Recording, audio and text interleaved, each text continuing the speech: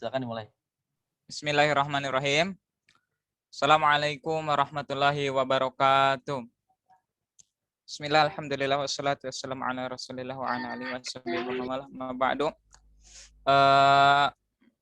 Di sini saya akan mempresentasikan, menjabarkan tentang pemahaman saya mengenai salah satu buku yang ditulis oleh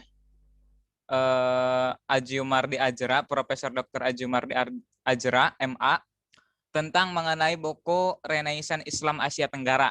Oke. Next slide.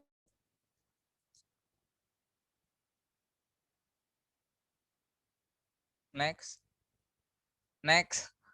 last. Oke. Next. Profesor Dr. Ajumardi Ajra ini merupakan seorang yang lahir di Lubuk Alung, Sumatera Barat pada tanggal 4 Maret 1955 dan merupakan seorang anak turunan yang ketiga dari 6 bersaudara dan anak lelaki pertama dari pasangan Azikar dan Ramlah.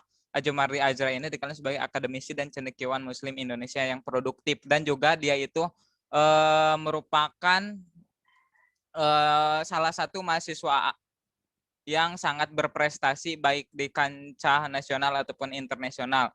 Lanjut kepada karir pendidikan. Next.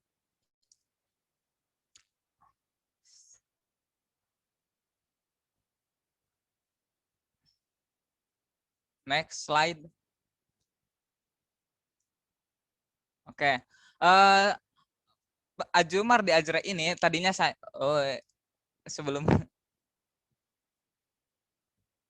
sebelumnya komputernya lemot sedikit. Yang Udin banyak banget itunya kok. Tadi nambah di video tapi ya aplikasi jadi nggak bisa ya. next slide, di satu slide aja banyak banget. Oke.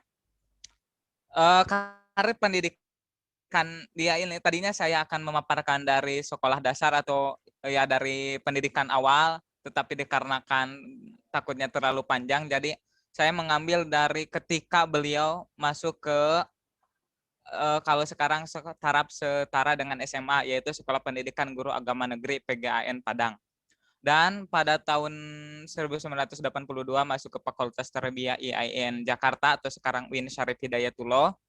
Dan dilanjutkan pada tahun 1988 ke Columbia University, yaitu di Departemen Bahasa dan Budaya.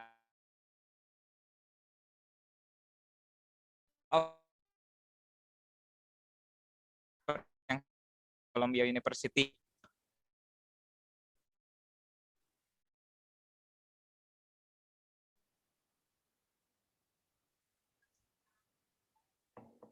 Oke, sebenarnya kenapa alasan saya pribadi mengambil buku ini karena buku ini merupakan salah satu karya beliau yang menghabiskan waktu cukup lama, yaitu kurang lebih 2 tahun, dan data-data yang diambil dari judul buku ini pun sangat banyak dari berbagai daerah dan bahkan dari berbagai negara.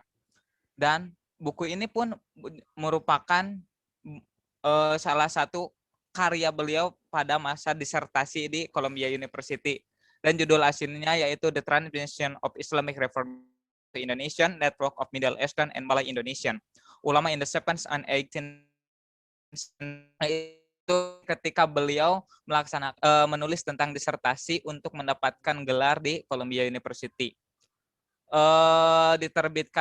Buku ini diterbitkan oleh PT Remaja Rosdah Karya Bandung pada tahun 2000 dan jumlah halamannya 21 ditambah 180 halaman dan ukurannya 24 cm. Panjangnya, kalau lebarnya saya kemarin tidak menghitung. Dan next.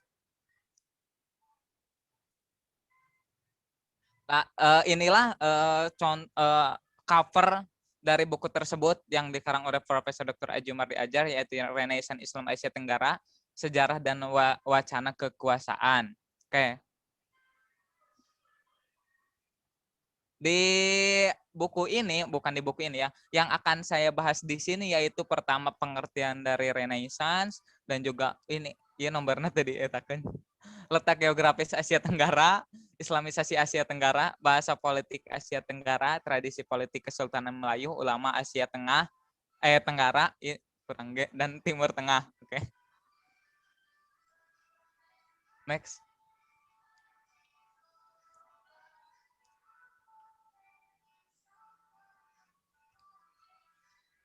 Pembukaan ya.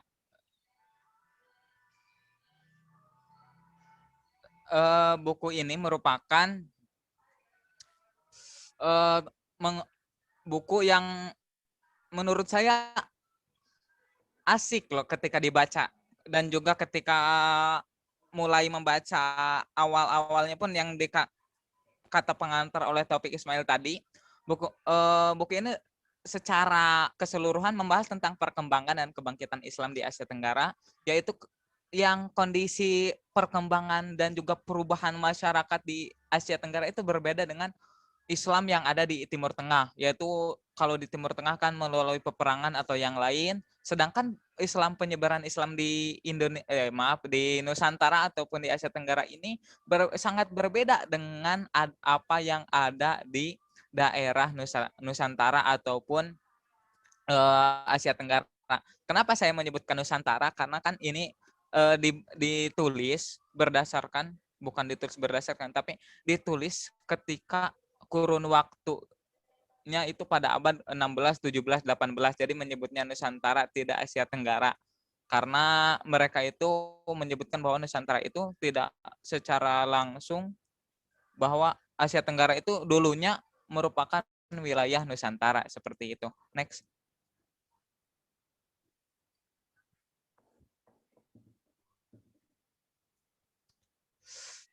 Ini salah satu kata kunci yang saya dapatkan dari buku tersebut, karena melihat letak Asia Tenggara yang merupakan tempat tinggal bagi kebanyakan Muslim di dunia, yaitu kurang lebihnya 1/4 Muslim penduduk dunia itu berada di daerah Asia Tenggara, dan juga penduduk Muslim terbesar di dunia pun berada di wilayah Asia Tenggara, tepatnya di Indonesia. Dan Islam juga menjadi agama mayoritas, bahkan kalau di Brunei itu menjadi agama yang memang sumber hukum di negara mereka itu berdasarkan agama Islam.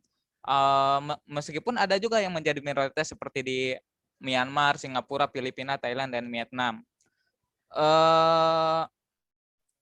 Islam Asia Tenggara ini atau Southeast Asian Islam sendiri sering digunakan secara bergantian dengan istilah Islam Melayu Indonesia atau Malay Indonesian Islam, seperti yang disebutkan dalam disertasi karya Profesor Dr. Azrul Mardi Azhar ini. Penyebutan secara sinonim ini wajar karena mengingat jumlah populasi pemeluk Islam di Malaysia dan Indonesia secara keseluruhan diestimasi mencapai lebih dari 40% jumlah penduduk di Asia Tenggara dan kisaran 25% penduduk Muslim dunia.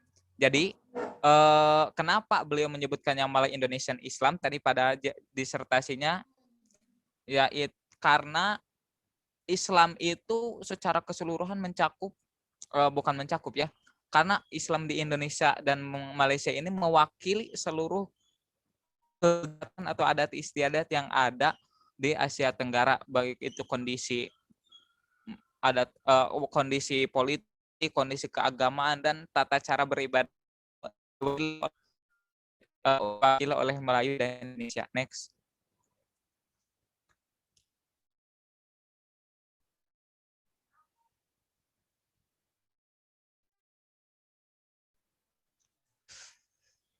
Ada perbedaan antara Islam yang bukan Islam ya, penyebaran Islam di Timur Tengah dan Asia Tenggara. Karena Islam di Timur Tengah itu menggunakan yaitu pembebasan yang dalam praktiknya melibatkan kekuatan militer, atau penyebaran Islam itu dilakukan dengan cara peperangan untuk mengislamkan orang Timur Tengah, selain mengajak dengan cara peperangan seperti itu. Dengan apa yang ada berbeda dengan apa yang ada di Asia Tenggara, yaitu dengan nanti akan eh, inilah kebalikan antara apa yang ada Islam yang di Timur Tengah, Islam yang di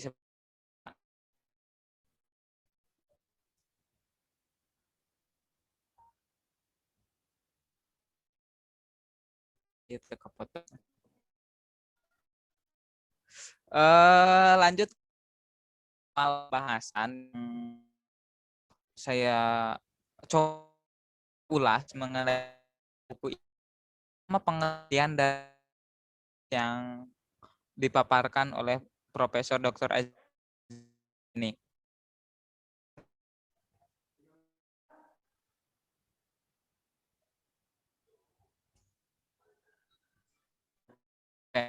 Kenaikan yaitu kemarin saya lihat dari web, yaitu merupakan kata Latin dari renaissance yang berarti hidup kembali atau lahir kembali, dan dalam bahasa Inggris seperti reborn atau rebirth. Pengertian renaissance dalam hal umum ini menyangkut kelahiran atau hidup kembali kebudayaan